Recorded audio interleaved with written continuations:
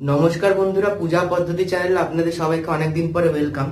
তো বেশ কিছু কারণের জন্য, টেকনিক্যাল এবং নন টেকনিক্যাল বেশ কিছু কারণের জন্য অনেকদিন ভিডিও আপলোড করতে পারিনি, তার জন্য দুঃখিত। তো আমি আজকে, সবাই বুঝতে পেরে গেছে টাইটেল বা থাম্বনেল দেখেছে, আজকে আমরা সত্যনারায়ণ পূজা নিয়ে কথা বলবো।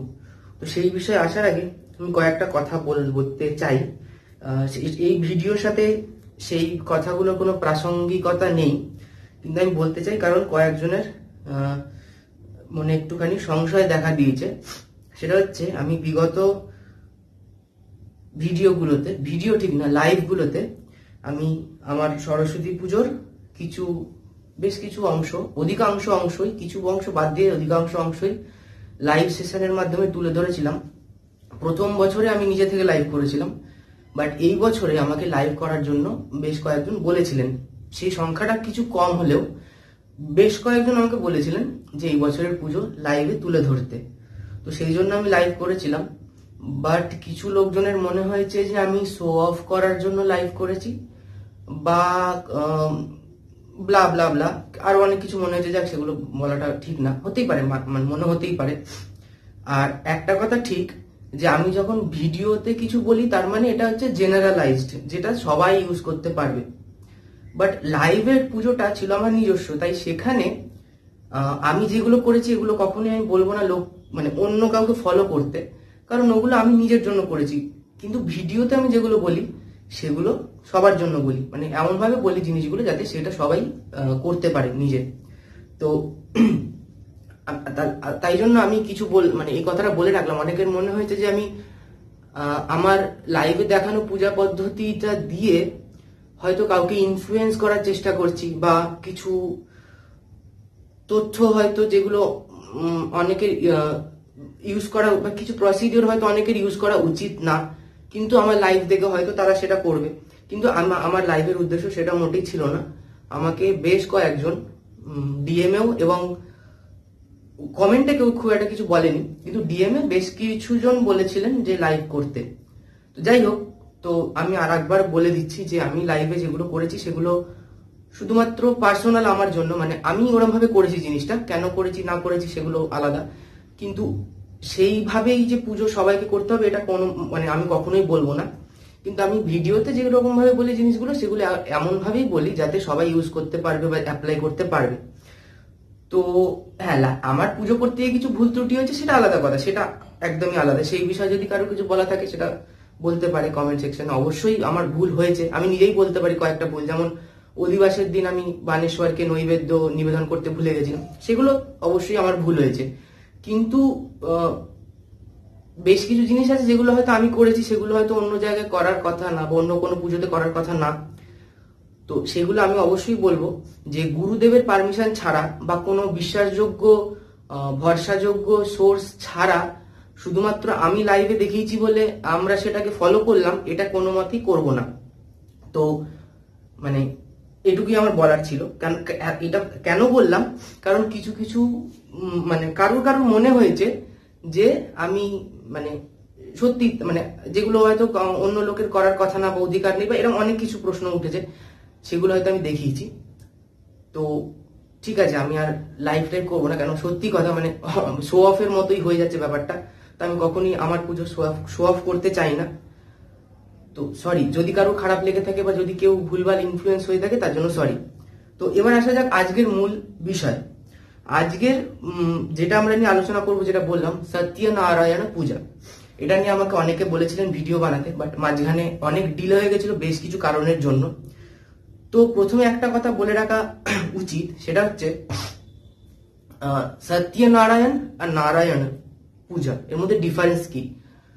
না, নারায়ণ হচ্ছে আমাদের পঞ্চদেবতার মধ্যে তৃতীয়, বা নাম্বারটা বলছি না কেন, অর্ডারটা চেঞ্জ হতে থাকে। তো পঞ্চদেবতার মধ্যে একজন দেবতা নারায়ণ, বা বিষ্ণু রূপেও অনেক সময় তাকে পুজো করা হয়, যদিও বিষ্ণুর ভিন্ন ধ্যান আছে। তো আমরা মেনলি নারায়ণ পূজা বলতে ধ্যেয়া সদা সাবিত্রী মন্ডল মধ্যবর্তী নারায়ণ সরসী যাসনা, এটাকে বোঝায়। আর যখন আমরা বিষ্ণুর অন্য ধ্যানও আছে, তো সত্যনারায়ণ কিন্তু একটা ভিন্ন দেবতা। এই কথাটা কেন বলছি না, কারণ আমরা অনেক সময় বলে থাকি যে আমরা নারায়ণ পুজো করব, কিন্তু অ্যাকচুয়ালি করি সত্যনারায়ণ পুজো। তো সেটা আর কি মানে ভুল বলবো না, নারায়ণ সত্যনারায়ণের মত, মানে সত্যনারায়ণকে অনেকে নারায়ণ রূপে দেখে এবং রূপের অনেক আমরা সিমিলারিটিস পাই, কিন্তু ভিন্ন দেবতা, কারণ ধ্যান আলাদা। ঠিক আছে, আমরা ধ্যানটা দেখলে বুঝতে পারবো যে নারায়ণের ধ্যান সত্যনারায়ণের ধ্যান আলাদা। এবার নারায়ণ পুজো, সত্যনারায়ণ পুজো করতে গেলে আমাদের পঞ্চদেবতার মধ্যে নারায়ণ পুজো করতে হবে, সেটা তো যে কোনো পুজোতেই করতে হবে। কিন্তু সত্যনারায়ণ পুজো করতে গেলে নর্মাল পুজো, সিম্পল পুজো, খুবই ঝামেলাহীন পুজো, সেরকম কোনো ঝামেলা নেই। মানে কোনো পুজোতেই ঝামেলা আছে আমি বলছি না, বাট সিম্পল পুজো, মানে পুজোতে তো কোনোদিনও ঝামেলা হতে পারে না যতক্ষণ না আমি সেটাকে ঝামেলা ভাবছি। তো কিন্তু সিম্পল পুজো আর প্রসিডিওরটাও ইজি, এটা বলতে চাইছি আমি। তো সেখানে নর্মাল আমরা মানে সত্যনারায়ণ পুজোর জন্য জাস্ট ধ্যান ট্যানটাই আলাদা হবে, ধ্যান মন্ত্র এগুলো আলাদা হবে, কিন্তু পিঠল শক্তি এগুলো আলাদা হবে। কিন্তু আর বাদ বাকি নর্মাল আমরা সাধারণ পুজোতে যা করে থাকি সত্যনারায়ণ পুজোতে সেমই হবে। আচ্ছা, এবার আমরা আর একটা মানে বিষয় বলতে চাই, সেটা হচ্ছে সত্যনারায়ণ পুজো আমরা বেশিরভাগ ক্ষেত্রে করে থাকি। অনেক সময় দেখি গৃহপ্রবেশের জায়গায় সত্যনারায়ণ পুজো করা হয়, তাতে মানে অসুবিধার কিছু নেই, কিন্তু গৃহপ্রবেশ একটা আলাদা জিনিস, আলাদা কর্ম, যেটা অনেক বৃহৎ কর্ম, অনেক কিছু করতে হয় সেখানে। তো সেখানে সত্যনারায়ণ পুজো আমরা করি, অবশ্যই কোনো দেবদেবীর পুজো করা তো ভালো, তার প্রীতিকাম হয়, কিন্তু সত্যনারায়ণ পুজোকে গৃহপ্রবেশের সাবস্টিটিউট হিসেবে বলা যায় না। সত্যনারায়ণ পুজো অবশ্যই করতে পারি, মানে খুবই ভালো, সেটাতে অসুবিধা কিছু নেই, কিন্তু মানে গৃহপ্রবেশের সাবস্টিটিউট হিসেবে না মানে করাটা আমার মনে হয় কোথাও আমি উল্লেখ পাইনি, হয়তো হতে পারে কোনো শাস্ত্রে আছে, বাট আমি এখনো পর্যন্ত কোনো শাস্ত্রে পাইনি। আর গৃহপ্রবেশের অনেক বৃহৎ কর্ম থাকে, সেটা অনেক বড়, বৈদিক হলে আরো বড়, তন্ত্রোক্ত সবকিছুই হয়, তন্ত্রোক্ত দশবিধ সংস্কার হয়, তন্ত্রোক্ত সবকিছু হয়। আজকাল লোকে তন্ত্র বেশি ফলো করছে, যার কারণ কলিযুগে তন্ত্রই হচ্ছে মার্গ বলা হয়েছে, তন্ত্র সাধনা আর কি, বা তন্ত্রোক্ত পথ আর কি বেশি ফলদায়ক এটা বলা হয়েছে। আর বৈদিক জিনিস কঠিন, আজকালকার দিনে মানুষের টাইম নেই যে বৈদিক হোম করবে বা বৈদিক জিনিসপত্রগুলোকে ফলো করবে, তাই জন্য তন্ত্র জিনিসটাকে সংক্ষেপ করে দেয়, তাই তন্ত্রোক্ত। কিন্তু কিছু কিছু পুজো বৈদিক করাই শ্রেয়, কিছু কিছু পুজো তন্ত্রোক্তই হয়, যেটা আবার বৈদিক হয় না। তো যেটা তন্ত্র তো করা উচিত সেটা তন্ত্রোক্ত, যেটা বৈদিক করা উচিত সেটা বৈদিক আমরা করব। আর আরেকটা জিনিস আমি বলতে চাই, সেটা হচ্ছে বেদ আর তন্ত্র দুটো পাথ, দুটো রাস্তা। আমি একটা জায়গা থেকে একটা জায়গায় যাব, সেটা আমি বাসে করে যাব কি ওলা করে যাব কি উবের করে যাব সেটা আমার ব্যাপার, কিন্তু যাব আমি বটেই। মানে আমি ওলা করে গেলে যা হবে, উবের করে গেলে যা হবে, বাসে করে গেলেও তাই হবে। এবার পাথটা আমার আলাদা হবে, কিন্তু ডেস্টিনেশন আমি সেম জায়গায় পৌঁছবো। তো তন্ত্র আর বেদ হচ্ছে সেরকম দুটো পাথ, দুটোর প্রসিডিওর আলাদা, দুটোর সোর্স আলাদা, দুটোর মোটো আলাদা, দুটোর থিম আলাদা। ঠিক আছে, এগুলো হতে পারে, কিন্তু তন্ত্র আর বেদের নিজেদের মধ্যে কিন্তু কোনো ঝামেলা নেই, মানুষ সেগুলো তৈরি করে। মানে একজন দেখি বেদ ফলো করে আর একজন তন্ত্র ফলো করে, তাদের মধ্যে মারপিট ঝামেলা। কিন্তু বেদ আর তন্ত্র নিজেদের মধ্যে কিন্তু কোনো ঝামেলা নেই। সেরকম শৈব, শাক্ত, বৈষ্ণব এদের মধ্যে ঝামেলা, কিন্তু শিব, শক্তি এবং বিষ্ণুদেব এদের মধ্যে কোনো ঝামেলা নেই। তাই আমরা সবাই সনাতন ধর্মের অন্তর্গত, তাই আমাদের প্রথম কর্তব্য হচ্ছে আমার পথটা তো ভালো, কিন্তু আমার ছাড়া বাকি যে পথগুলো লোকজন ফলো করছে সেগুলোকে রেসপেক্ট করা, সেগুলোকে ডিসরেসপেক্ট করা না। তাহলে আমরা সনাতন ধর্মী হিসেবে নিজেদেরকে গর্ববোধ করতে পারবো না, কারণ সনাতন ধর্ম সবকিছুকে অ্যাকসেপ্ট করে। তার জন্য যে কোনো পুজোর আগে পঞ্চদেবতার পুজো করতে হয়। আমি হতে পারি বৈষ্ণব, কিন্তু তাও আমাকে শক্তির পুজো করতে হবে, জয় দুর্গা। আমি হতে পারি শৈব, তাও আমাকে বিষ্ণুর পুজো করতে হবে। আমি হতে পারি শাক্ত, তাও আমাকে বিষ্ণু, সূর্য সবার পুজো করতে হবে। আমি গানপত্য হলেও আমাকে সূর্যের পুজো, 5 জনের পুজো সবসময় করতে হবে। এটা হচ্ছে সব থেকে বড় শিক্ষা, যে আমি হয়তো গণেশের ভক্ত, কিন্তু আমাকে তাও বাকি 4 জন দেবীকে রেসপেক্ট করতে, দেবতাকে রেসপেক্ট করতে হবে। তো এই জিনিসটা যেন আমাদের মধ্যে থাকে, নাহলে আমি হয়তো বিশাল আয়োজন করে পুজো করলাম, কিন্তু আমার গোড়াতেই গন্ডগোল। মানে আমার বক্তব্য হচ্ছে আমি যার ভক্ত বা আমি যে পাথ ফলো করছি সেটা তো ফাইন, ওয়েল অ্যান্ড গুড, সেটা আমার পার্সোনাল ব্যাপার। কিন্তু অন্য লোককে ডিমোটিভেট বা অন্য লোকের পাথটা বাজে এরকম কনক্লুড করে দেবো না। কেন? এরকম কোনো প্রুফ নেই আমার কাছে যে আমি ভালো বাকিরা বাজে। ওটাও একটা ওয়ে, আমি নিজে একটা ওয়ে ফলো করছি, তাই দুটোকেই আমাকে সমানভাবে রেসপেক্ট করে চলতে হবে।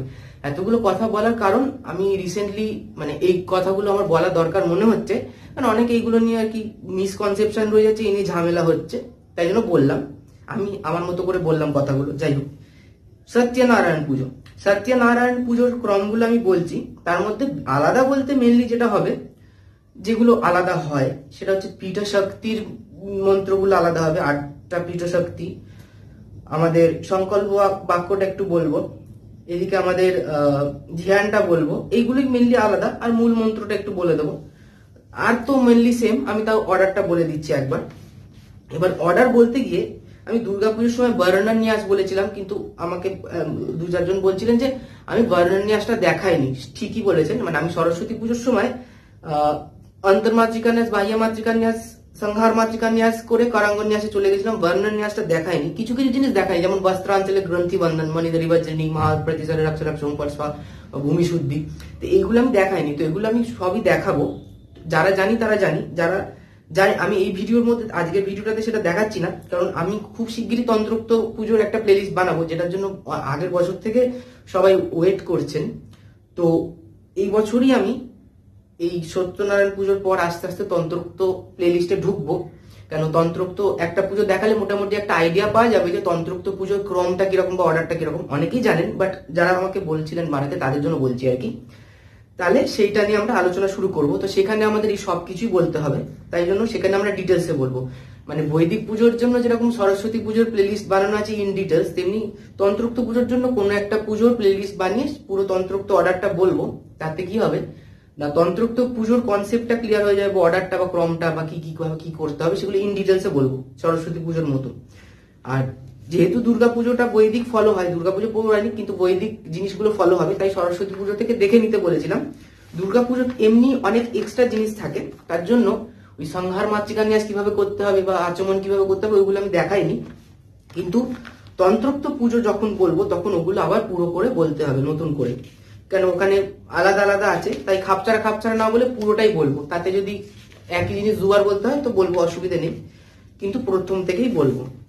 আচ্ছা, তো প্রথমে সত্যনারায়ণ পুজোতে আমাদের কিছু সাজানোর ব্যাপার আছে, যে আমরা একটা চৌকির মধ্যে, পিঠের মধ্যে, চৌকির মধ্যে মোকাম টোকাম সাজাই, তারপরে ছবি সাজাই, এরকম। এগুলো হচ্ছে কুল আচার অনুযায়ী, মানে কুল আচার ঠিক বলবো না, দেশাচার কুলাচার সবকিছুরই আচার।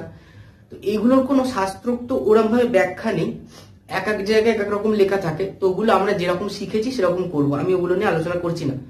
মানে এবার কেউ বলে মোকাম কিভাবে বানাবো, মোকামে মেনলি পান ফান ফল এইসব দিয়ে বানানো হয়, তার মধ্যে অনেকে অনেক রকম জিনিস দেয়, কোনোটাকে ভুল বা কোনোটা ঠিক না। যে যেরকম শিখেছে বা যে বাড়িতে এতদিন ধরে যেরকম দিয়ে আসছে সাজিয়ে এসছে, বাড়ির থেকে বড়দের থেকে আমি যেরকম সাজেশন পাচ্ছি যে আমাদের বাড়িতে এরকম সাজানো হয়, আমি ঠিক সেইভাবে সাজাবো। আমি এইসব বিষয়ে কিছু বলছি না, আমি খালি বলছি শাস্ত্রোক্ত নিয়ম কিভাবে পুজোটা করতে হবে। আচ্ছা, আর একটা জিনিস, অনেকের বক্তব্য সত্যনারায়ণ দেবতার এক্সিস্টেন্স নিয়ে, তো এইসব বিষয়ে আমি যাচ্ছি না। সত্যনারায়ণ পুজো কিভাবে করতে হয় সেটা আমি বলছি। সত্যনারায়ণ পুজো অনেক মানে প্রায় সবার বাড়িতেই হয়, সুতরাং সেই দেবতার এক্সিস্টেন্স নিয়ে আমি কোনো কথা বলতে চাই না। মানে উচিত না, একজন দেবতার এত পুজো হচ্ছে তার মানে এক্সিস্টেন্স নিয়ে এরকম প্রশ্ন তোলাটা আমার মনে হয় ঠিক না। এবার হতেই পারে আমি বিশ্বাস করি না, বাট সেটা আমার কাছে, তাই বলে যে বিশ্বাস করে তাকে গিয়ে আমি বলতে যাবো না এই জানিস তো তুই এই দেবতার পুজো করিস, সেটা না ভুল, সেরকমটা করবো না। যে যেটা বিশ্বাস করে সে সেরকমই ফলো করবো। আচ্ছা, প্রথমে আমরা আচমন করব, প্রার্থনা, আচমন, বিষ্ণু স্মরণ, পাপা পানোদন মন্ত্র, কুশাঙ্গুরীয় ধারণ করতে করতে আমরা যেটা বলি দেবতা, যেহেতু পুরুষ দেবতার পুজো তাই দেবী তৎ প্রাকৃতং চিত্তং না হয়, প্রাকৃতং চিত্ত না হয়, দেবদত্ত প্রাকৃতং চিত্তং পাপাক্রান্ত মভুন মম তন্নিসারায় চিত্তান্মে পাপং ফচ্চতে নমঃ সূর্য সমজম কাল মহাভূতানি পঞ্চচে ইতি সুবাসুবাসিয় কর্মণো নম সাক্ষিণঃ। এরপর গন্ধাদি অর্চনা করব, গন্ধ পুষ্পে পূজা করব, গুরু গণেশাদি পূজা যেটা আমরা করে থাকি সংক্ষেপে একটা একটা করে গন্ধ পুষ্প দিয়ে। তারপর ঘণ্টা পূজনম করব, জয়ধ্বনি মন্ত্র মাত পূজনম। তারপরে সূর্যার্ঘ, সূর্য প্রণাম। তারপরে স্বস্তি বাচন করব। স্বস্তি বাচনটা কিরকম হবে, ओम कर्तव्यस्मिन् गणेशादि नाना देवता पूजा पूर्वक स्कंद पुराणांतर्गत श्री श्री सत्यनारायण व्रत पूजा तत्कथा श्रवण कर्मणि ओं पुण्याहं भवन्तु ब्रुवन्तं पुण्याहं भवन्तु ब्रुवन्तं पुण्याहं भवन्तु ब्रुवन्तं पुण्याम ओं पुण्याम ओं पुण्याम। এইভাবে তিনবার হবে, তারপর স্বস্তি ওং স্বস্তি ওং স্বস্তি, তারপর ওং ঋদ্যতাম ওং ঋদ্যতাম ওং ঋদ্যতাম। তাহলে আমরা এখানে কি বললাম? কর্তব্যস্মিন গণেশাদি নাম দেবতা পূজা পূর্বক স্কন্দ পুরাণান্তর্গত শ্রী শ্রী সত্যনারায়ণ ব্রত পূজা তৎকথা শ্রবণ কর্মণি। অর্থাৎ সত্যনারায়ণ পুজোর থেকে আমরা দেখি ব্রত কথা শোনা এবং ব্রত কথা পাঠ করার একটা মানে বড় ইম্পর্টেন্ট একটা জিনিস থাকে, যেটা খুব বহুল প্রচলিত। আর স্কন্দ পুরাণান্তর্গত শ্রী শ্রী সত্যনারায়ণ, অর্থাৎ আমরা দেখতে পাচ্ছি সত্যনারায়ণ একজন পৌরাণিক দেবতা, তাই জন্য আর এনার উল্লেখ কোথায় পাওয়া যাচ্ছে? স্কন্দ পুরাণে। এই নিয়ে প্রচুর বিতর্ক আছে, আমি বিতর্কে একদমই যেতে চাইছি না, আমি যেটা পেলাম সেটা বললাম। স্কন্দ পুরাণ অন্তর্গত শ্রী শ্রী সত্যনারায়ণ ব্রত পূজা তৎকথা শ্রবণ কর্মণি। আমরা যেরকম দুর্গা পূজায় বলি বৃহন্নন্দিকেশ্বর পুরাণ অন্তর্গত ভবিষ্য পুরাণোক্ত শ্রী শ্রী ভগবত দুর্গা পূজা, সেরকম এখানেও বললাম স্কন্দ পুরাণান্তর্গত শ্রী শ্রী সত্যনারায়ণ ব্রত পূজা তৎকথা শ্রবণ কর্মণি। অর্থাৎ আমি ব্রত কথা শুনবো সেটা বললাম আর কি। আচ্ছা, এরপর স্বস্তি বাচন হলে এরপর স্ববেদোক্ত স্বস্তি সূক্ত আমরা পাঠ করবো। সামবেদ হলে সামবেদ, যজুর্বেদ হলে যজুর্বেদ বেদীয় স্বস্তি সূক্ত। তারপর আমরা জানি সাক্ষ্য মন্ত্র পাঠ করতে হয়। सूर्य समयम काल संधिये भूता न क्षपा पवनोदिक पतिर भूमिर आकाशं खचरामरा ब्राह्म्यं शासनमस्थाय कल्पध्वाम्य सन्निधिम। এরপর আমরা সংকল্প করব। সংকল্প আমরা জানি উত্তর দিশি বিরাজনব বেশিয়া বামস্তপরি সংস্থাপ্য দক্ষিণাস্তে আচ্ছাদনম বদেত। সংকল্প বাক্য বলছে সত্যনারায়ণ পুজো মেনলি পূর্ণিমাতে করে থাকি, এছাড়া আরো তিথি থাকে সেগুলোতে আমরা করব, মানে পঞ্জিকা দেখে আর কি। তো পূর্ণিমাতে যদি বেশিরভাগ ক্ষেত্রে পূর্ণিমাতে করা হয়, আমি একটা পূর্ণিমাতে এক্সাম্পল দিচ্ছি সংকল্প বাক্যটাতে। আর যে কোনো মাসেই হতে পারে, কোনো নেই, তাই জন্য অমুক বলছি। বিষ্ণুরোম তৎসদদ্য অমুক মাসি অমুক পক্ষে অমুক তিথৌ।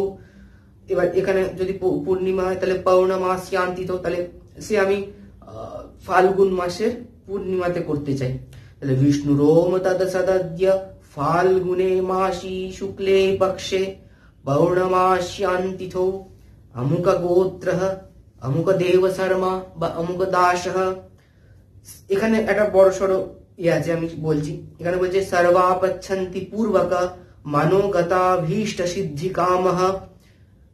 অর্থাৎ সর্বাপচ্ছন্তি পূর্বক, অর্থাৎ আমার মনে মনে যে অভিষ্ট আছে সেটা সিদ্ধি কামের জন্য স্কন্দ পুরাণান্তর্গত রেবাখণ্ডোক্ত শ্রী শ্রী সত্যনারায়ণ ব্রত পূজা তৎকথা শ্রবণম কর্মাহং করিষ্যে।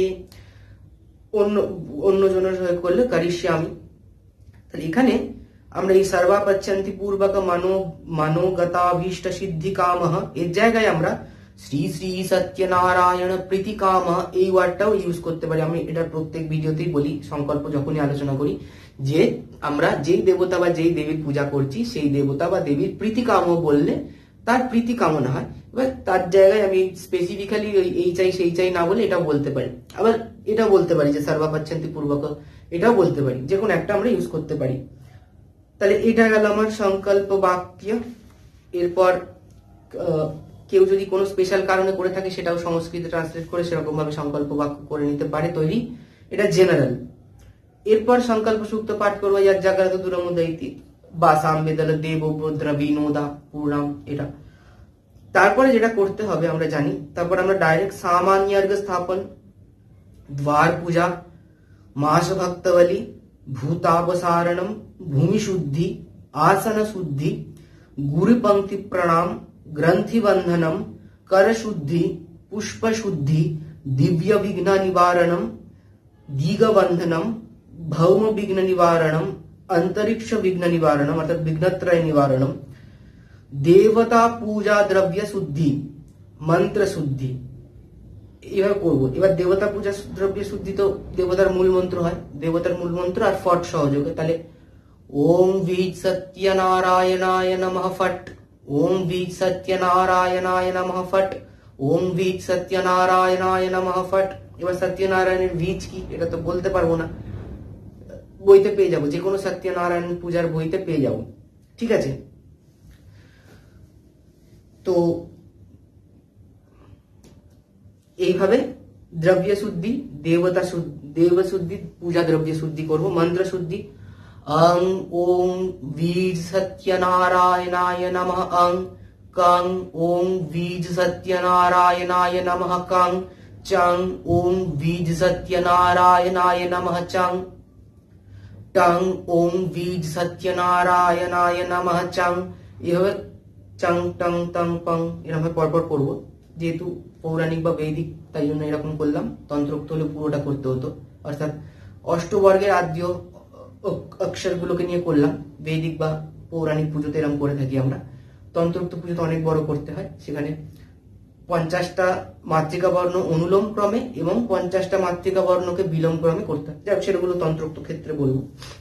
আচ্ছা, এরপর বহনি প্রাকারে চিন্তায়িত, অর্থাৎ রং ইতি জলধারায় বহনি প্রাকারে চিন্তায়িত। দেহমার্জনম, আত্মরক্ষা, প্রাণায়াম, ভূত শুদ্ধি, ব্যাপক ন্যাস, জীবন ন্যাস।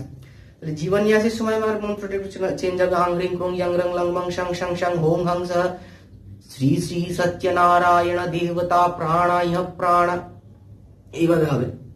তারপর মাতৃকান্যাস, কারাঙ্গন্যাস, অন্তর্মাতৃকান্যাস, বাহ্য মাতৃকান্যাস, সংহার মাতৃকান্যাস, বর্ণন্যাস, এগুলো করলাম, এগুলো জেনারেল ন্যাস। এরপর যেটা করতে হবে গুরু পূজনম, গুরু পূজনম, পঞ্চদেবতা পূজনম, এগুলো হলো। তারপর বানেশ্বর থাকলে বানেশ্বর পূজনম। তারপর গন্ধ পুষ্প দিয়ে আমরা যেরকম করে থাকি আদিত্যাদি নবগ্রহ, ইন্দ্রাদি, দশ দিগপাল, কালিয়াদি, সমা বিদ্যা, মৎস্যাদি অবতার, কুলদেবী দেবী, ইষ্টদেব দেবী, আদার্স সমস্ত পুজো করে তারপরে আমরা মূল পুজোতে প্রবেশ করব। এইখানে আমরা পীঠন্যাস, পীঠশক্তি ন্যাসটা বলছি, करांगन्यास, व्यापक न्यास, ध्यान, मानसोपचार पूजा, এগুলো করব। তাহলে প্রথমে পীঠন্যাসটা তো আমরা জানি সেম হয় সব দেবী দেবদেবীর জন্য। পীঠশক্তি ন্যাসটা চেঞ্জ হয়। পীঠশক্তি গুলো আমি বলছি। পীঠশক্তি ন্যাসটা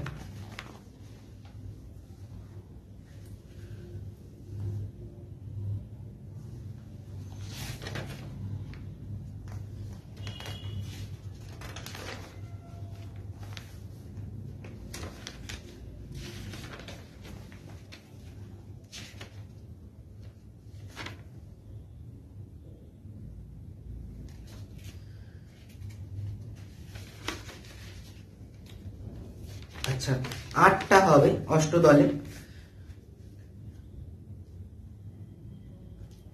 ওম বিভূত্यै নমঃ, পীঠশক্তি ন্যাস তো হ্যাঁ, তাহলে ওম বিভূত্यै নমঃ, ওম উন্নত্यै নমঃ, ওম কাল্যৈ নমঃ, ওম সৃষ্টিयै নমঃ, ওম কীর্ত্यै নমঃ, ওম সন্নত্यै নমঃ, ওম বৃদ্ধ্यै নমঃ, ওম উৎকৃষ্ট্यै নমঃ, মধ্যে ওম ঋদ্ধ্यै নমঃ, তদুপরি ওম শ্রী বীজ কমলাসনায় নমঃ। এটা গেল পীঠ পূজনম, সরি পীঠন্যাস, পীঠশক্তি ন্যাস। এরপর करांग ন্যাস করবো নর্মাল। ব্যাপক ন্যাস, ব্যাপক ন্যাসে আমরা এরকম করে করতে পারি ওম বীজ ওম, এই মন্ত্রে 5-7 করতে পারি, 5 বার অথবা 7 বার, অথবা ওম বীজ সত্যনারায়ণায় নমঃ ওম, ওম বীজ সত্যনারায়ণায় নমঃ ওম, ওম বীজ সত্যনারায়ণায় নমঃ ওম, এইভাবে 5 বার 7 বার করতে পারি ব্যাপক ন্যাসের ক্ষেত্রে বললাম। আচ্ছা, এরপর ধ্যানম। এবার অনেকের বক্তব্য ঘটস্থাপন, ঘটস্থাপন নিয়ে আমি বলছি, কিছু বলার আছে আমার। আচ্ছা, ধ্যানম। ওম ধ্যায়েৎ সত্যং গুণাতীতং গুণত্রয় সমন্বিতং লোকনাথং ত্রিলোকেশং পীতাম্বরধরং হরিঃ ইন্দীবরদলশ্যামং শঙ্খচক্র গদাধরং নারায়ণং চতুর্বাহুং শ্রীবৎস পদভূষিতং গোবিন্দং গোকুলানন্দং জগতঃ পিতরং গুরুম। এটা হচ্ছে ধ্যানম। এই বিষ্ণুর সাথে অনেক রূপের আমরা সিমিলারিটিস পাই। যাই হোক, তো সেক্ষেত্রে এই ধ্যানের পর ধ্যানান্তে স্বাশিরসি পুষ্পং দত্ত্বা স্বাঙ্কে কারো কৃত্বা ह्रीत मानसोपचार पूजयेत, मानसोपचारेण पूजयेत, মানসোপচারেই পূজয়েত, হৃত পদ্মমাসনং দদ্যাৎ থেকে শুরু করে আমরা যতটা সম্ভব করব। তো এক্ষেত্রে মানসোপচার পূজা করার পর বিশেষার্ঘ্য স্থাপনম, আবাহন, পীঠ পূজা, পীঠ শক্তি পূজা, পীঠ শক্তি পূজা যেরকম পীঠান্যাস বললাম সেরকম পীঠ শক্তি পূজা এতে গন্ধ পুষ্পে করে হবে। করন্যাস অঙ্গন্যাস বীজ মন্ত্রে, পুনরপি ধ্যানম, উপাচার পূজা। এইখানে একটা জিনিস, ঘট স্থাপন। কোন কোন বইতে বলা হচ্ছে, কোন কোন শাস্ত্রে, বই বললে ভুল হবে, বই তো যে যার নিজের মতো করে লিখছে, কিন্তু কোন কোন শাস্ত্রে বা কোন কোন তন্ত্রে বা শাস্ত্রে বলা হচ্ছে প্রথমেই ঘট স্থাপন করতে। ঠিক আছে, বসেই ঘট স্থাপন করতে, পুজোতে বসে আচমন টাচমন বেশি কিছু সংকল্প স্বস্তি আছে এইসব করার পর সামান্য স্থাপনের আগেটাতে বলছে ঘট স্থাপন করতে। বৈদিক পুজো ক্ষেত্রেই বলছি আমি, তন্ত্রোক্ততেও, তন্ত্রোক্ততে তন্ত্রোক্ত ঘট স্থাপন হবে, বৈদিকে বৈদিক ঘট স্থাপন হবে, কিন্তু টাইমটা বলছি যে সামান্য স্থাপনের আগে, প্রথমেই ঘট স্থাপন নয়। কোথাও কোথাও বলা হচ্ছে পীঠ পূজা, পীঠ শক্তি পূজার পর পীঠের উপরে ঘট স্থাপন করতে। তো কেউ যদি সামান্য আগে চায় ঘট স্থাপন করতে, সে করতে পারে, ওয়েল অ্যান্ড গুড, কোনো সমস্যা নেই। কেউ যদি বলে না পীঠ শক্তি পুজো, পীঠ শক্তির পুজোর পর পীঠের উপর ঘট স্থাপন করবো মন্ডলের উপর, সেটাও করতে পারে, কোনোটাতেই কোনো অসুবিধে নেই। এটা ভুল এটা ঠিক এরকমটা না, দুটোই হয়। এবার কখন কোনটা করব আমরা, আমার গুরুদেব যেরকম বলবে সেরকম তো করবোই। তাও যদি আমরা বুঝতে না পারি, তাহলে আমি একটা বলতে পারি কথা, যে আমরা যদি বানেশ্বরের উপর পুজো করি তাহলে আমরা ঘট স্থাপন প্রথমেও করতে পারি, পরেও করতে পারি, কেন আমরা বানেশ্বরের আধারে পুজো করছি। কিন্তু যদি ঘট আধারে পুজো করি তাহলে প্রথমে ঘট স্থাপনটা করে রাখাটা শ্রেয়, কারণ আমি ঘরটি স্থাপন না করে, আমার কাছে বানেশ্বরও নেই, সেক্ষেত্রে আমি কার আধারে তাহলে পুজো করব? তাম্রপাত্রেও পুজো করা যায়, কিন্তু যেহেতু বানেশ্বর অনুপস্থিত, সেক্ষেত্রে আমি ঘটের আধারে যদি পুজো করতে চাই তাহলে প্রথমেই ঘট স্থাপন করে নেব। কেন পঞ্চদেবতা, গুরু গণেশ আদি পঞ্চদেবতা বা আদার যে পূজাগুলো হলো, সেগুলো আমার কাছে বানেশ্বর আছে বলে আমি ঘরটা পরে স্থাপন করছি, সমস্যা হচ্ছে না।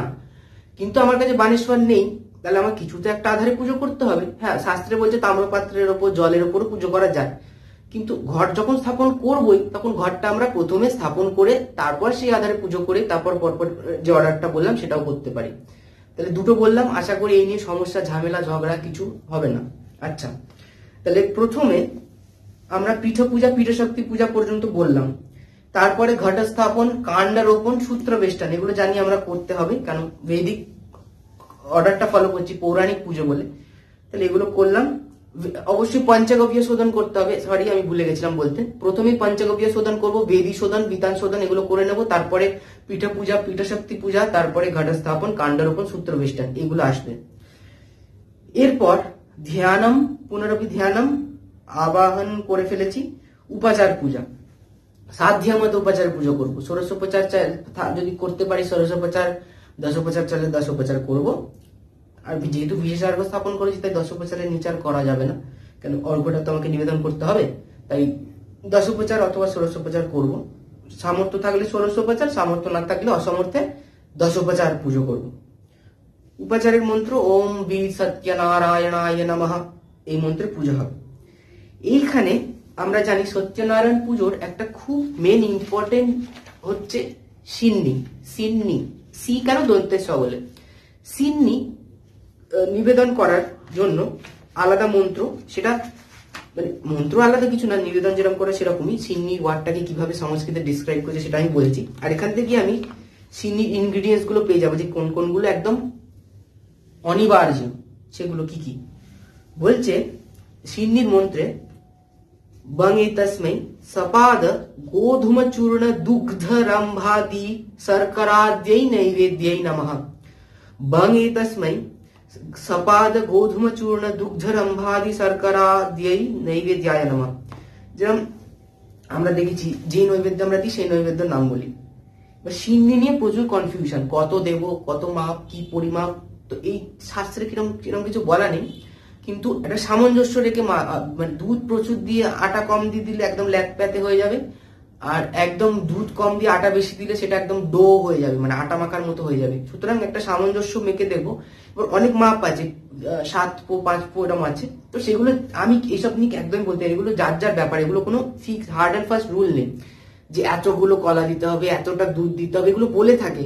মানে অনেক সময় ফর্দমালাতেও এরকম লেখা থাকে এতগুলো কলা, এত গ্রাম আটা, কিন্তু এরকম কিছু নেই। খেতে ভালো হবে, টেক্সচারটা সুন্দর আসবে, মানে সিন্নিটা যেন সিন্নির মতো হয় এরকম পরিমাপে আইডিয়া করে দেব।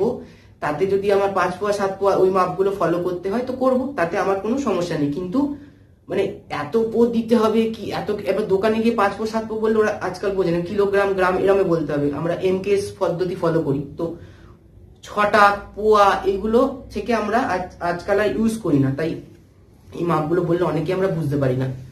তো মোটামুটি 1 কেজি 250 গ্রাম এরকম কিছু মাপ হয়, 750 গ্রাম। তো ওইভাবে আমরা করবো আর কি, মানে যারা এক্সপিরিয়েন্স তারা ভালো জানে, এতদিন ধরে তারা পুজো করছে।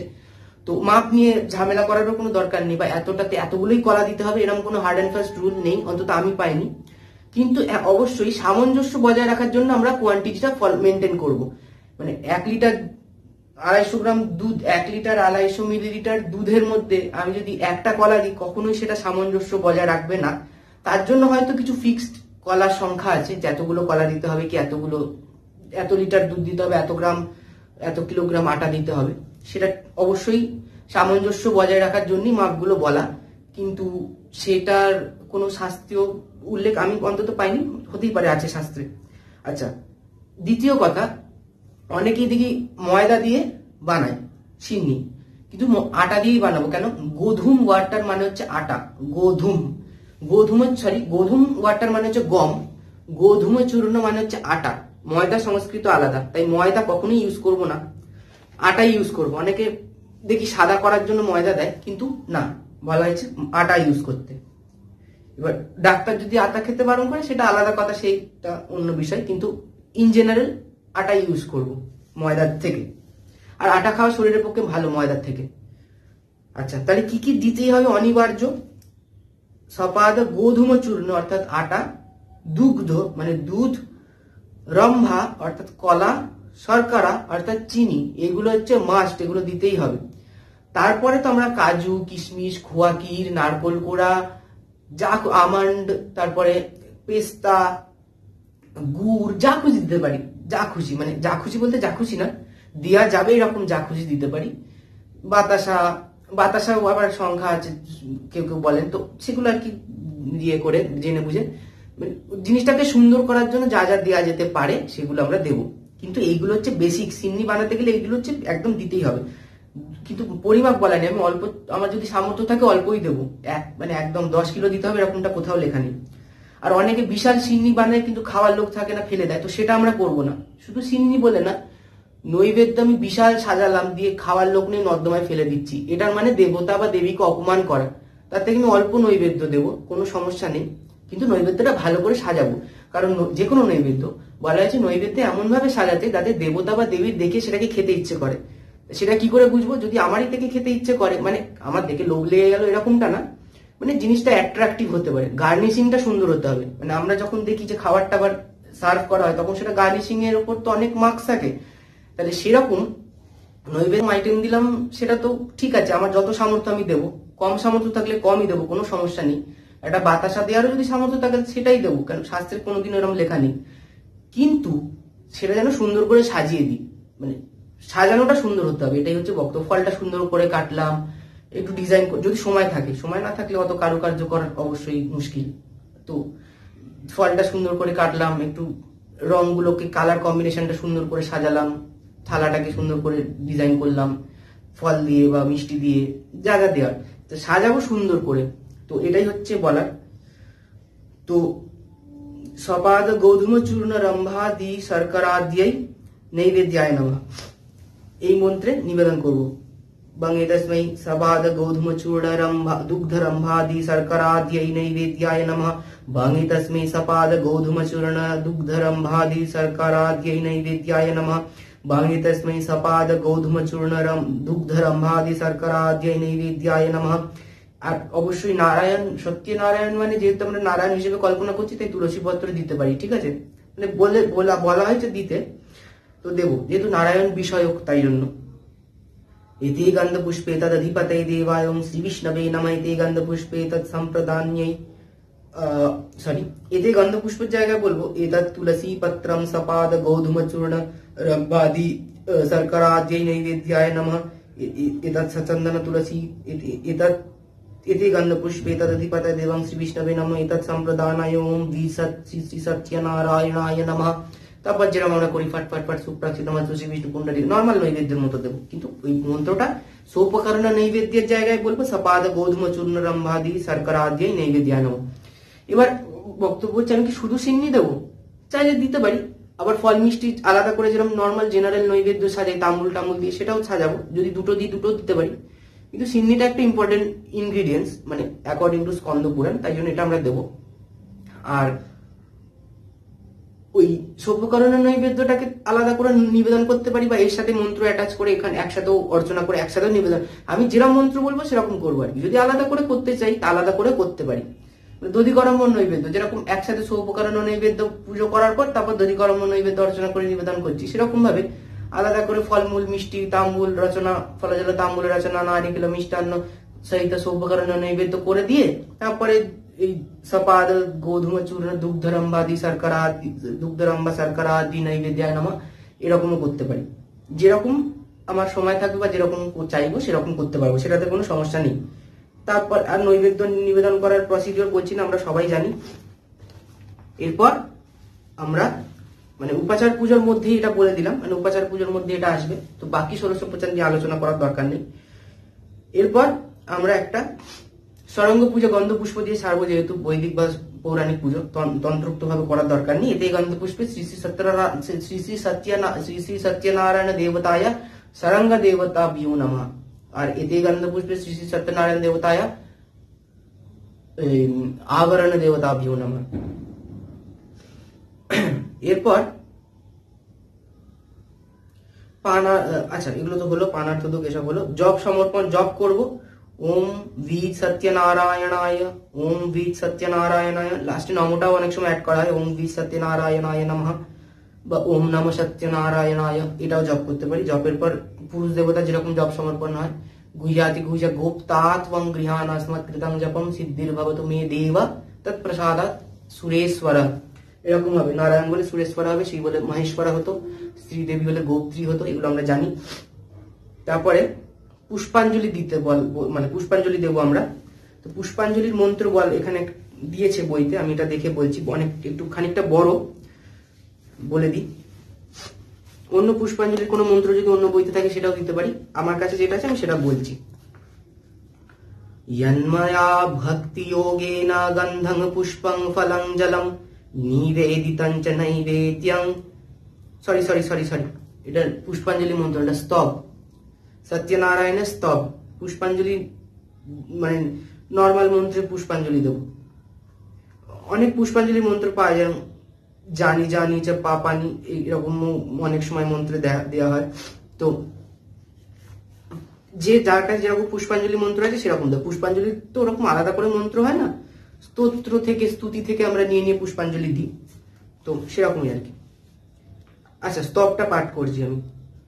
यन्मया भक्ति योगेन गन्धं पुष्पं फलं जलं निवेदितं च नैवेद्यं तद्गृहानुकम्पया त्वदीय वस्तु गोविन्दं तुभ्यमेव समर्पये गृहाण सुमुखो भूत्वा प्रसीद पुरुषोत्तम मन्त्रहीनं क्रियाहीनं भक्तिहीनं जनार्दन यत्पूजितं मया देव परिपूर्णं तदस्तु मे अमोघं पुण्डरीकाक्षं नृसिंहं दैत्यसूदनं ऋषिकेशं जगन्नाथं वागीशं वरदायकं गुणाश्रयं गुणातीतं गोविन्दं गरुडध्वजं जनार्दनं जनानन्दं जानकीवल्लभं जयं प्रणमामि सदा सत्यनारायणमतः परं दुर्गमे विषमे घोरे शक्रुणा परिपीडिते निस्तारयतु सर्वेषु तथानिष्टभयेषु च नामान्येतानि संकीर्त्य ईप्सितं फलमाप्नुयात् सत्यनारायणं देवं वन्देऽहं कामदं प्रभुं लीलया विततं विश्वं येन तस्मै नमो नमः। এরপর আমরা ওই ব্রত কথা শোনার একটা ব্যাপার আছে। ব্রত কথা অবশ্যই আমি পাঠ করবো না, ব্রত কথা কিছুই না, দেখে দেখে রিডিং পড়বো। তো ব্রত কথা আমার মনে হয় স্কন্দ পুরাণের ব্রত কথাটা পড়াটা শ্রেয়। কেন, আমাদের পুজোটা তো স্কন্দ পুরাণক, তো বাংলা ব্রত কথাটা মানে পড়তে পারি, মানে অসুবিধা কিছুই নেই, কিন্তু স্কন্দ পুরাণটা পড়ো। স্কন্দ পুরাণের ব্রত কথা 7টা অধ্যায় আছে, একটু বড়। আর অবশ্যই সংস্কৃত বলে অনেক সময় লোকজন অ্যাভয়েড করে বাংলা ব্রত কথাটা পড়ে, কিন্তু বাংলা ব্রত কথা থেকে আমার মনে হয় অবভিয়াসলি স্কন্দ পুরাণক তো ব্রত কথাটা পড়াবা, কিন্তু পৌরাণিক সংস্কৃত তো ইজি, বৈদিক সংস্কৃত তো না। তো আমরা স্কন্দ পুরাণক তো ব্রত কথাটাকে পড়তে পারি, সমস্যা কিছু নেই। তো অনেক সময় যজমানও ব্রত কথা পড়ে, শ্রবণ করে, আর পূজক পড়ে, বাকিরা শ্রবণ করে, এরকমই হয় বেশিরভাগ ক্ষেত্রে। তো যেরকম খুশি আর কি। তো করবো, 7টা অধ্যায় আছে, 7টা চ্যাপ্টার আছে স্কন্দ পুরাণে। এরকম একটা ব্রত কথা হয়। ব্রত কথা শুরুটাতে এরকম বলছে, প্রথমে তো নারায়ণ নমঃ, ওং নরোত্তমায় নমঃ, ওং দেব্যায় নমঃ, ওং সরস্বত্यै নমঃ, ওং বেদব্যাসায় নমঃ, ওং ব্রহ্মণে নমঃ, ওং ব্রাহ্মণেভ্যো নমঃ, ওং তৎসৎ। ওং নারায়ণং নমস্কৃত্যং নরং চৈব নরোত্তমং দেবীং সরস্বতীং চৈব ততো জয়ামুদীরয়েৎ। এটা শুরু করার গিয়ে তারপর ব্রত কথাটাতে বলছে, একদা মুনয়ঃ সর্বে সর্বলোক হিতে রতঃ সুরম্যে নৈমিষারণ্যে গোষ্ঠীং চক্রু মনোরমাম। এরম ভাবে পুরোটা আছে। এর মধ্যে 7টা চ্যাপ্টার আছে, স্কন্দ পুরাণের রেবাখণ্ডে আছে। শঙ্করাচার্য কৃত্য একটা আছে, সেখানে তো বাংলায় লেখা, মানে সেটা বাংলায়, সেটা শুনতে খুব একটা ভালো লাগে না, মানে পুজোর টুজোর ক্ষেত্রে সংস্কৃতটাই আর কি শ্রেয়। তো বাংলাটা অবশ্যই পড়তে পারি, পড়তে পারবো না এরকমটা না। আবার সত্যনারায়ণ ব্রত কথায় রামেশ্বরী একটা আছে, সত্য সত্য সত্য পীর সর্বসিদ্ধাতা, এরকম একটা আছে। স্কন্দ পুরাণটাই বেশ আমার যতদূর মনে হয়। আর সবকটা চাইলে সবকটাও পড়তে পারি, যদি সময় থাকে পড়বো, অনেক বড় যদিও। আচ্ছা, এইগুলোর পর আমরা সত্যনারায়ণ ব্রত কথা হয়ে গেল। তারপরে দক্ষিণান্ত করবো, পুজো শেষ হলো। আচ্ছা, এবার একটা কথা, হোম করতে পারি, হোম অবশ্যই হোম যে কোনো পুজোতে করা যেতে পারে। হোমের যা নিয়ম, যজুর্বেদী হলে যজুর্বেদী হোম, সামবেদ হলে সামবেদী হোম, হোমের ভিডিও আছে সরস্বতী পুজোর প্লে লিস্টে। অবশ্যই বৈদিক হোম করবো, অবশ্যই ওয়ার্ডটা ইউজ করছি না, কেন তন্ত্রোক্ত হোম করার মানে করেন না অনেকে, সেক্ষেত্রে করতে পারি, কিন্তু যেহেতু পৌরাণিক পুজো বৈদিক হোম করার শ্রেয়। তো হোমের পর হোম যেরকম পুরোটা করার করব। নারায়ণ, যেহেতু নারায়ণ বিষয়ক দেবতা, তাই জন্য বেলপাতার জায়গায় আমরা ডুমুর আর কি ঔরম্বর সমিত হিসেবে দেবো, বা ঘৃতাহুতি দিতে পারি, বা করবী পুষ্প দেওয়া হয়। তো সেগুলো যেরকম জোগাড় করতে পারবো সেরকম আহুতি দেবো। আর যা ছিল কুসন্ডিকা অনেক সময় দেখি সত্যনারায়ণ পুজো লোকে মানে একটুখানি কম ইম্পর্টেন্স দিয়ে করে, কেন করে জানি না। সব পুজোই ইম্পর্টেন্ট, কোনো পুজো কম ইম্পর্টেন্ট বা কোনো পুজো বেশি ইম্পর্টেন্ট এরকম তো আমার বলে মনে হয় না। তো যাই হোক, যেরকম হোম করার কথা সেরকমই হোম করবো, না পারলে করবো না, বাট ভুলভাল করার থেকে না করা ভালো আমার মনে হয়। তো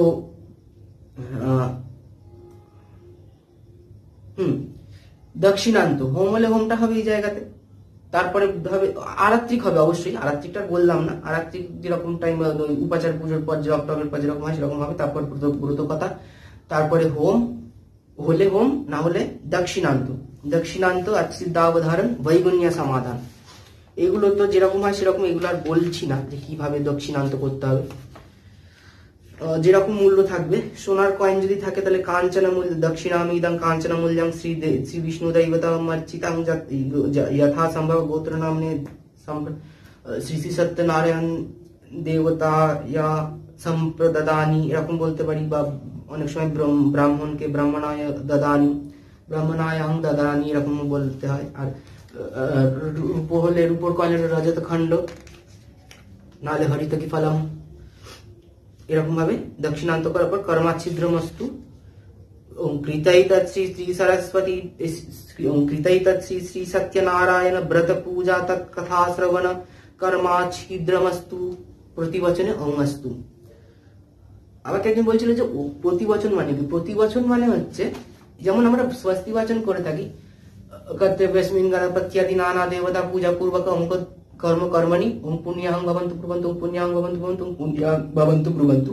এত দূর পর্যন্ত যে স্বস্তি বাচন করছে সে বলবে ওম পুণ্যাহং ওম পুণ্যাহং ওম পুণ্যাহং, এইটা প্রতিবচন। অর্থাৎ আশেপাশে যে আদার্স ব্রাহ্মণ বা ভক্তরা থাকবেন তারা বলবেন, মেইনলি ব্রাহ্মণদের কথা বলা হয়েছে, বাট ভক্তরা বলবেন আর কি, যে ওম পুণ্যাহং, এটা সবাই মিলে বলবে। অর্থাৎ আমি বলছি যে আজকের দিনটা পূর্ণ হোক, বাকিরা বলছে পূর্ণ হোক পূর্ণ হোক পূর্ণ হোক, এরকম টাইপের। আবার স্বস্তির ক্ষেত্রেও তাই, कर्तव्यस्मिन् गणपति आदि नाना देवता पूजा पूर्वक अमुक पूजा कर्मणि अमुक कर्म कर्मणि ओम स्वस्ति भवन्तु ब्रुवन्तु ओम स्वस्ति भवन्तु ब्रुवन्तु ओम स्वस्ति भवन्तु ब्रुवन्तु। বাকিরা বলছে ওম স্বস্তি ওম স্বস্তি ওম স্বস্তি। ঋদ্ধতামের বেলাতেও তাই, অচ্ছিদ্রা উদাহরণেও তাই। প্রতিবচন মানে বাকিরা বলবে আর কি, সেখানে আমিও বলতে পারি, বাট বাকিরা বলবে আর কি, সবাই মিলে বলবে যে ওম কৃতাইতা শ্রী শ্রী সত্যনারায়ণ পূজা কর্মা ছিদ্রমস্তু করে যেরকম ভাবে জল দিয়ে করতে হয়, তো বাকিরা বলবে ওম আস্তু, মানে হলো। তো এইটা তো এখন তো পুজোর যেখানে হয় সেখানে লোকজন থাকেই না, সুতরাং তাই জন্য পূজক কি বলে, আর থাকলে অবশ্যই তা বাকিরা বলবে। বৈগুণ্য সমাধান যেরকম হয় বিষ্ণু তৎসাধ্য অমুক মাসে অমুক পক্ষে অমুক তিথ অমুক গোত্র অমুক দেব শর্মা অমুক দাস স্কন্দ পুরাণ অন্তর্গত রেবা খণ্ড উক্ত শ্রী শ্রী সত্যনারায়ণ পূজা তৎকথা শ্রবণ कर्मणि यद वैगुण्यं जातं तद्दोष प्रशमनाय শ্রী বিষ্ণু স্মরণ অহং করিষ্যে বলে 10 বার জপ করে আমরা প্রণাম করব। আচ্ছা, প্রণাম মন্ত্র যেরকম নারায়ণ প্রণাম মন্ত্রই আমরা ইউজ করি, ওম নমো ব্রাহ্মণ্য দেবায় গো ব্রাহ্মণ হিতায় চ জগদ্ধিতায় কৃষ্ণায় গোবিন্দায় নমো নমঃ। তারপর আমরা শান্তি শান্তি যেরকম স্ব বেদোক্ত শান্তি মন্ত্রে আমরা শান্তি জল দেব। আর বিসর্জন কৃত্যের কথা কিছু লেখা নেই সত্যনারায়ণ পুজোতে, শালগ্রামের আধারে অনেক সময় পুজো করা হয়, শালগ্রামে তো বিসর্জন হয় না, তাই শালগ্রাম তুলে নিয়ে আমরা ওই তীর কাঠি ঘট এগুলোকে জাস্ট অমন্ত্রক তুলে দেব। তো বিসর্জন ওরকম কৃত্য নেই। আর এটুকুই আর কি। সত্যনারায়ণ পুজো অনেকদিন ধরে বলছিলেন, সিম্পল পুজো, সেরকম কিছুই ছিল না, যাই হোক তাও বলে দিলাম। তো এরপর থেকে আস্তে আস্তে রেগুলার হওয়ার চেষ্টা করছি খুবই। তো বেশ কিছু কারণের জন্য অনেকদিন ধরে গ্যাপ পড়ে গেছিল। তো যাই হোক, নমস্কার। ভিডিওটা ভালো লাগলে অবশ্যই লাইক করবেন, আমাদের চ্যানেলটিকে অবশ্যই সাবস্ক্রাইব করবেন। নমস্কার।